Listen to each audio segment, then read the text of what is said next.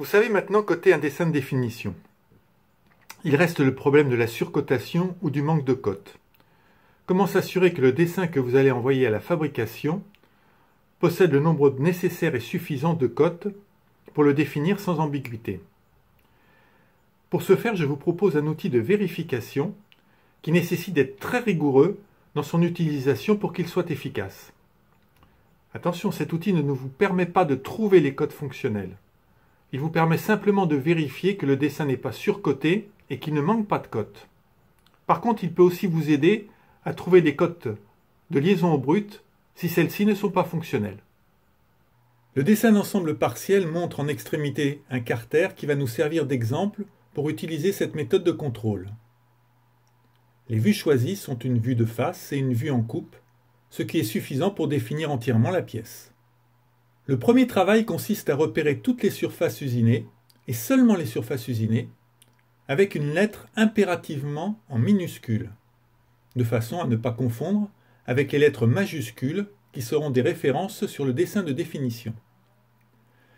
Il est primordial de suivre à la lettre cette procédure sous peine de perdre la certitude que rien n'a été oublié.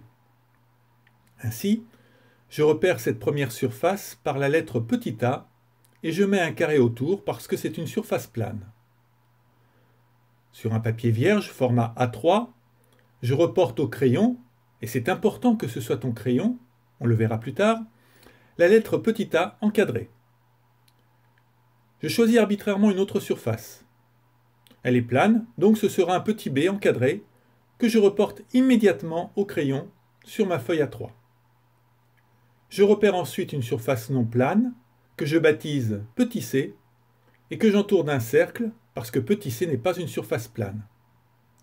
Je reporte petit c au crayon sur ma feuille A3. L'ensemble trou fileté et lamé ne sera repéré que par une seule référence. Ceci afin de limiter le nombre de références sur l'outil de vérification. Il y aura lieu de bien vérifier que tout cet ensemble est parfaitement défini au moment de la mise en place de la cotation. Je reporte petit d entouré sur ma feuille A3. Pour les 5 perçages, je ne mets également qu'une référence à laquelle j'ajoute l'indice I pour indiquer que plusieurs usinages identiques sont présents sur le dessin. Je le note donc petit e indice I entouré d'un cercle. Je continue ce travail en suivant à la lettre cette procédure et en faisant en sorte que la feuille A3 soit utilisée dans sa totalité. Je vérifie une dernière fois qu'aucune surface usinée n'a été oubliée. À ce propos, on remarquera que les chanfreins n'ont pas été repérés. En effet, ceci alourdirait inutilement l'outil de vérification, mais il ne faudra pas les oublier lors de la cotation. L'outil de vérification est prêt. On va maintenant coter fonctionnellement le dessin de définition de façon classique. Je rappelle que cet outil ne permet pas de trouver les cotes fonctionnelles. Seule une analyse fonctionnelle du dessin d'ensemble permet de trouver les cotes fonctionnelles. Je ne justifierai pas le choix des cotes pour lesquelles, la plupart du temps, je ne mettrai pas de tolérance, parce que ce n'est pas le sujet de cette vidéo. Il faut se concentrer sur l'outil de vérification. Je décide de mettre cette première cote de 18 entre les surfaces petit a et petit b. Je reporte immédiatement sur l'outil de vérification le lien entre ces deux repères. Je continue ma cotation que je reporte immédiatement sur l'outil de vérification.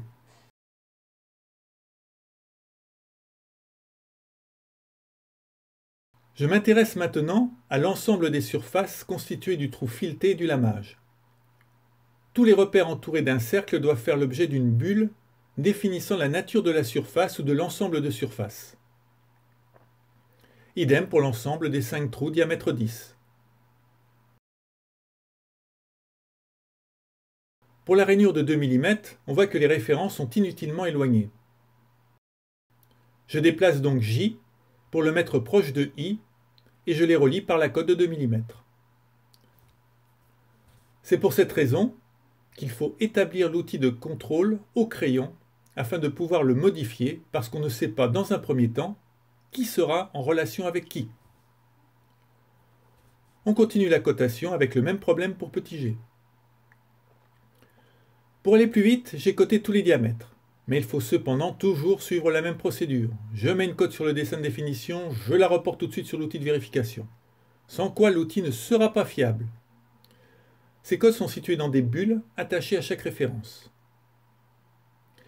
Imaginons qu'à ce stade, on pense avoir fini de coter la pièce. On regarde alors l'outil de vérification. On constate que l'ensemble des surfaces planes reliées ne forme pas de boucle. Preuve que ce n'est pas surcoté à ce niveau-là. Si on avait mis une cote entre G et H, on aurait eu une boucle et il aurait fallu supprimer une cote de la boucle. Par contre, on constate que la surface K est isolée. Il manque une cotation. Il s'agit de la surface d'appui du diamètre M10. On réalise alors la cotation qui nécessite de repérer sur le dessin de définition deux surfaces, grand A et grand B. Par hasard, grand A correspond au petit a de l'outil de vérification, mais ce n'est pas le cas pour grand B qui correspond à petit c. D'où l'importance de mettre des lettres minuscules sur l'outil de vérification. On complète le graphe après avoir déplacé petit k, qu'on relie uniquement avec petit a. Dans la réalité, il faudrait établir un lien entre petit c, mais cela compliquerait inutilement le graphe. Quand j'ai mis en place les codes pour positionner petit k, je me suis assuré que sa position était bien définie. Donc je réduis les liaisons sur l'outil de vérification minimum, de façon à valider le positionnement de petit k. De même, on constate que les diamètres qu'on a cotés rapidement sont isolés. Il faut les positionner les uns par rapport aux autres par une cote fonctionnelle entre petit c et petit m, qui se traduit par une tolérance géométrique de concentricité. Pour les deux autres diamètres, je ne mettrai pas de tolérance géométrique, vu leur fonction. La tolérance de concentricité sera implicite. Pour compléter l'outil de vérification, je relie ces éléments par un pointillé, en indiquant une tolérance de concentricité sans valeur de tolérance. L'ensemble des trous E indice I a bien été spécifié comme un ensemble de perçage, mais cet ensemble n'est pas positionné par rapport aux autres usinages. D'où une tolérance géométrique de positionnement sur le dessin de définition qui se traduit par une tolérance de concentricité sur l'outil de vérification. Ceci centre l'ensemble de perçage, mais celui-ci n'est pas positionné angulairement. On le fera plus tard au moment de la mise en place des codes de liaison brutes. Le filetage inférieur grand M10 est également isolé. On le positionne par rapport à petit c pour le positionnement et par rapport à petit a pour la direction. On fait le même travail pour l'ensemble de surfaces définies par petit d. Si on analyse ce graphe, on voit tout d'abord qu'il est très lisible en ce sens qu'aucun lien entre surfaces ne se croise. Ceci est fondamental et c'est pour cela que l'outil de vérification doit être fait au crayon afin de pouvoir déplacer les références au moment de la cotation fonctionnelle. On constate qu'aucune surface n'est isolée, qu'il n'y a pas de boucle entre les surfaces planes et que toutes les autres surfaces sont complètement positionnées par rapport à une autre, sauf l'ensemble E indice I. On constate tout de même une boucle entre A, D, C et O. Ceci n'implique pas obligatoirement une surcotation. Si on analyse la liaison entre O et A, on voit qu'il s'agit d'une orientation qui n'aurait pas existé si le filetage avait été horizontal ou vertical. Idem pour petit d, qui inclut également la position du fond de la mage, ce qui justifie cette liaison entre petit d et petit a. On dispose donc d'un ensemble de surfaces positionnées totalement entre elles.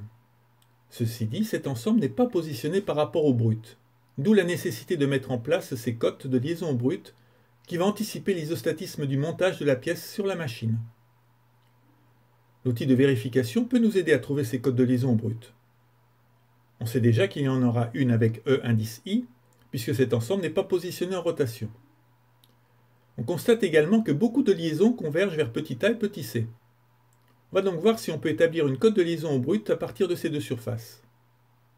On peut mettre en place une cote de 36 plus ou moins 1 entre petit a et la surface plane brute.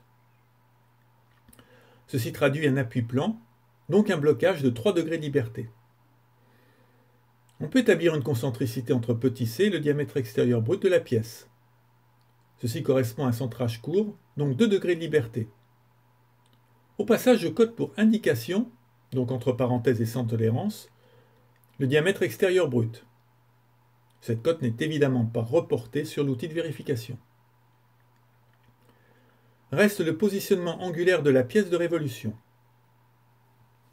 Celui-ci est piloté par l'ensemble des 5 perçages. On peut traduire la cote de liaison au brut par une cote mini sur le pourtour d'un des perçages par rapport au brut. On bloque ainsi le dernier degré de liberté de la pièce. Il ne faut pas oublier de coter les surfaces secondaires non répertoriées comme les chanfreins. La cotation du dessin de définition est terminée. Cet outil nous a permis de vérifier qu'il n'était pas surcoté, que toutes les cotes positionnantes étaient en place, et nous a aidé à trouver les cotes de liaison brute. Mais cela ne veut pas dire que le dessin est totalement coté. En effet, les cotes non positionnantes, telles le parallélisme entre petit h et petit b, n'a pas été reporté sur l'outil de vérification, mais il s'agit pourtant bien d'une cote fonctionnelle. Ceci me permet pour conclure d'insister sur le fait que cet outil de vérification ne permet pas de choisir les bonnes cotes. Seule une analyse fonctionnelle classique du dessin d'ensemble permet de coter fonctionnellement un dessin de définition. N'oubliez pas d'indiquer sur le dessin de définition les annotations suivantes. Les cotes d'encombrement entre parenthèses si elles ne sont pas fonctionnelles. Les états de surface. Les tolérances générales suivant la norme. Nota du type rayon non coté, chanfrein non coté, angle vif abattu. Éventuellement des spécifications de contrôle, comme dimensionnel, essais mécaniques, santé du métal, chimique. Spécifications de fabrication. Vous pouvez par exemple imposer un mode opératoire pour une opération d'usinage. Aspect, bavure, usinage. Traitement thermique. Matériaux. Traitement ou revêtement de surface. Et conditions de stockage.